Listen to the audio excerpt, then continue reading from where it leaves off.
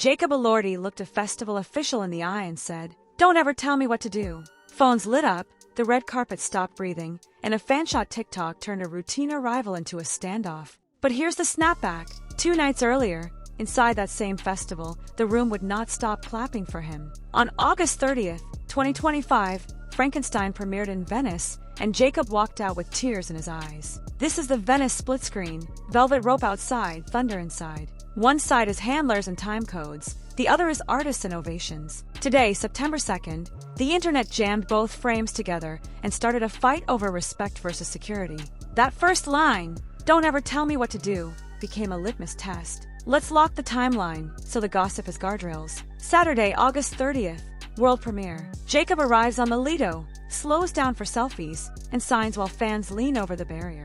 A festival official steps in to speed the line up. Jacob stays with the fans and draws a hard boundary with a single sentence. Hours later, the theater flips the tone. The film ends and applause rolls over the room in waves. Past 10 minutes, past 12, somewhere between 13 and nearly 15 depending on whose stopwatch you trust. Jacob hugs Guillermo del Toro and his co-stars and wipes his face. The same man who set a boundary outside folds on stage, under a wall of sound.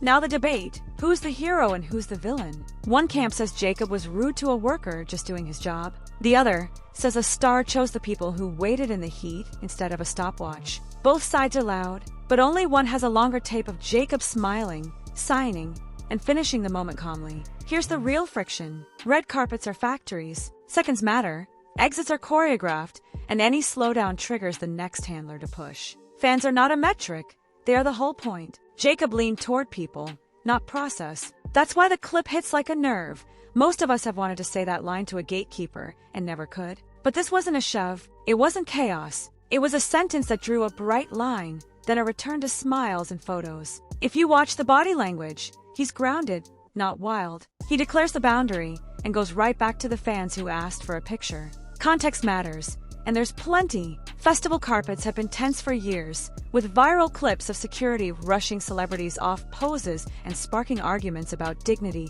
and bias. Viewers came to this Venice clip already primed to pick sides. That's why one quote lit up millions of feeds. It plugged neatly into an old argument with fresh faces. Here's the career backdrop. Jacob Elordi is not just a teen show alumnus anymore. He has stepped into serious roles, and Venice is where prestige heat turns into awards momentum. Frankenstein is a high-wire act, a beloved novel, a visionary director, a Netflix-sized audience waiting to pounce. If a 10-second carpet clip threatens the narrative, a roaring room can seize it back. And the room spoke. The ovation was among the longest of the festival, with Jacob visibly moved as the cast took their bows. That matters because applause at Venice isn't just noise, it's a soft vote from a very loud crowd. You can dismiss headlines. You can't ignore thousands of hands pounding for a quarter of an hour. The public read this in 2 layers. Layer 1, a clean power fantasy, someone telling an authority figure to back off without losing composure.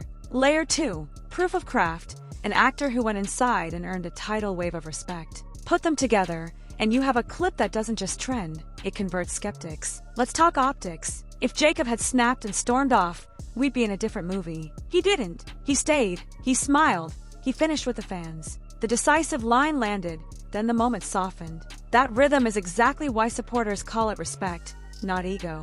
The official side isn't imaginary. Red carpets, stacked premieres on the minute. If one person lingers, the queue backs up and the next film pays. But there's a line between guiding and bulldozing. When a star is engaged and orderly, the best move is a clear countdown and a breath of patience. Everyone wins, and nobody becomes the villain of a viral video. Zoom in on the words themselves. Don't ever tell me what to do. It's crisp, direct, and it hits like a door clicking shut. People replay it because they wish they could say it in their own lives.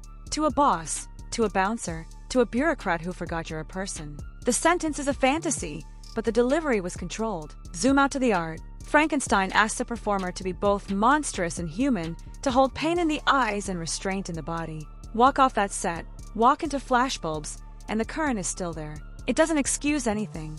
It explains the charge in the air when a boundary gets drawn in public. There's also a pattern question. Fans log receipts over years. Who signs? Who smiles? Who looks through them? One firm line on a hot carpet does not erase a track record of kindness. The people who filmed that clip were already leaning positive. They called him generous before the quote went viral. That's the data that sticks after the noise fades. We should also talk about the festival machine. Venice wants order, spectacle, and smooth transitions. Audiences want authenticity and connection. Those values crash at the rope every year. The winning formula is simple. Build a 30-second buffer at the rail for stars who are clearly engaging, then move. Give the humans a rule that leaves space for being human. So what now? If Jacob doubles down on defiance in interviews, the clip curdles. If he doubles down on gratitude, the clip ages into a footnote. One thank you post to fans, one nod to staff with a tough job on a ticking clock, and the oxygen disappears from the backlash. The next headline will be about the performance,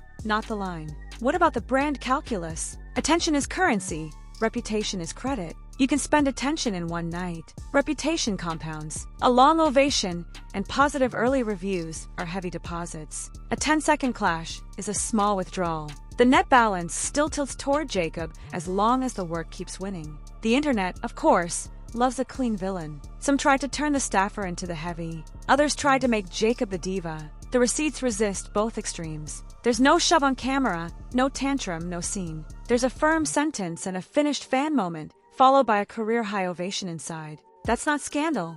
That's a conflict with edges. There's a longer story beneath this. Who gets to decide the pace of a public moment, the institution or the individual? Jacob chose the individual and shared that choice with his audience in real time. The views are not accidental. People are starved for agency, and they project it onto moments like this. Industry eyes are watching different numbers. How long did the applause last? How fast did reviews post? How big did the clip go in the first hour? Those metrics feed a campaign, whether anyone admits it or not. If you're building a season around Frankenstein, a viral line plus a rapturous room is publicity math you cannot buy. And yes, there will be think pieces. Some will scold him for tone. Some will praise him for spine. All will embed the clip. That keeps Jacob at the center of a conversation he can steer with grace if he wants to. The only real error would be turning the victory lap into a victory dance. Let's not forget the others on that stage. Oscar Isaac brings the scientist. Mia Goth brings the haunted edge. Guillermo del Toro brings years of obsession to a story about creation and consequence. Standing next to those people as the room roars, and your eyes sting is not a moment you fake. Whatever you thought of the carpet, the theater felt real. Back to the carpet for the last analysis pass. You can measure the difference between arrogance and boundaries in what happens next. Jacob didn't taunt. He didn't gloat. He pivoted back to fans and then moved on. That's a textbook boundary set, not a meltdown. Internet outrage prefers mess. It got order with a spark. So yes, the quote will live. It will ride graphics and captions and out-of-context stitches. But the message fans took home was simpler. The star who stopped for them kept stopping, even when someone tried to hurry him along. That is how loyalty is minted. One moment becomes a memory you tell your friends for years. There's a playbook here for everyone else. Festivals. Communicate, don't crowd. Give stars 20 to 30 seconds when they're clearly connecting. Then move them with clarity, not elbows. Stars. Finish the selfie. Keep the smile. Set the line if you must. And keep it moving. Everyone else gets the story they came for instead of a skirmish they didn't need. If you're measuring fallout, measure it in future behavior. Watch the next carpet. Watch the next Q&A. If Jacob keeps choosing fans, the clip becomes a footnote under a headline that says he earned one of Venice's longest ovations. That's the version people will repeat when awards season heats up. Here's the twist that really stings the machine. A handler tried to speed a story up outside. Inside, the audience slowed it down for nearly a quarter of an hour. That's the verdict that matters. Not a memo, not a PR note, a room of people who could not stop clapping, even when the cameras cut. We'll close with what the internet loves most, a clean final beat. A star set a boundary without making a scene. A room answered with thunder. The clip will score engagement. The performance will score votes. If you needed a compass for which one lasts, listen to the one that was louder longest. Say it out loud once more, then file it away. Don't ever tell me what to do.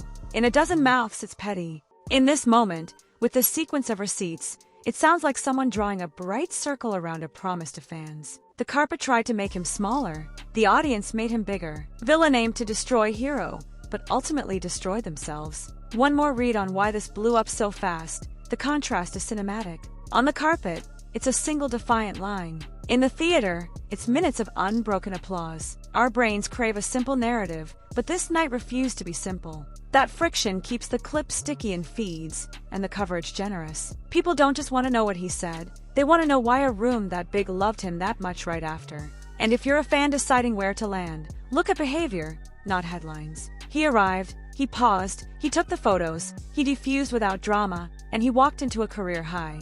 That sequence matters. It reads like a person who understands what it means to be a public figure at a festival where every second is content. He gave the seconds to the people, then earned the minutes from the room. That's the story.